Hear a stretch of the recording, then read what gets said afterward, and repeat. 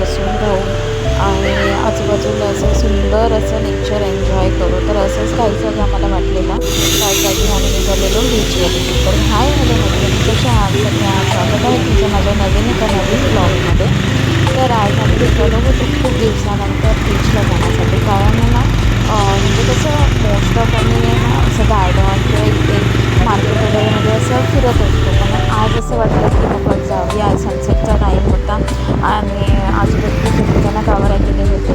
त्याच्यामुळे मग आमच्या दोघींचं पण दोघींना मॅडम आहेत आणि दोघींचं पण इच्छा झालेलं की आपण पण कुठेतरी जाऊया फिरायला वगैरे. खास आम्ही त्याच्यासाठी बाहेर निघालेलो. आणि कसं आता उन्हाळ्याच्या दिवसांमध्ये दिवसभर कुठेच बाहेर पडायचं मन करत नाही. आणि म्हणून आम्ही विचार केला की संध्याकाळी सगळं वगैरे मस्त सनसेटच्या टायमिंगला आपण जाऊया.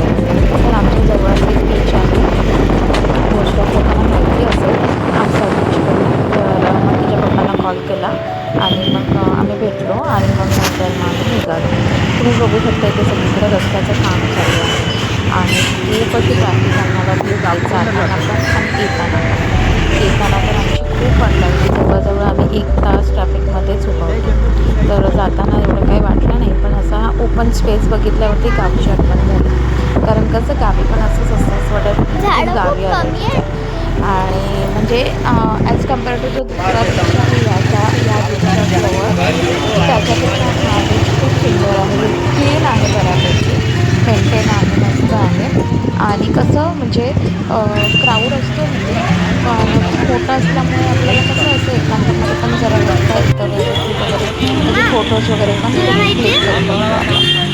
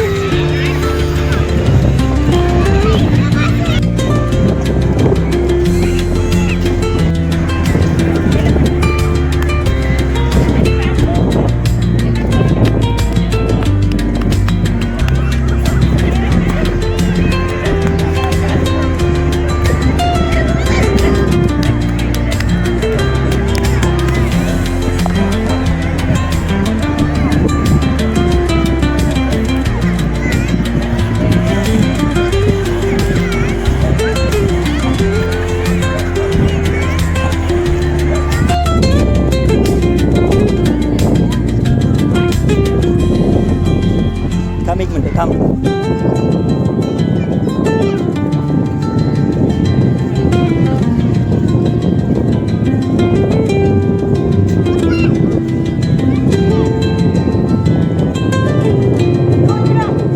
तर ह्या दोघींना आहे ना कुठे जाऊ आणि कुठे नको असं होत होतं. तिथे चलना इथे चलना.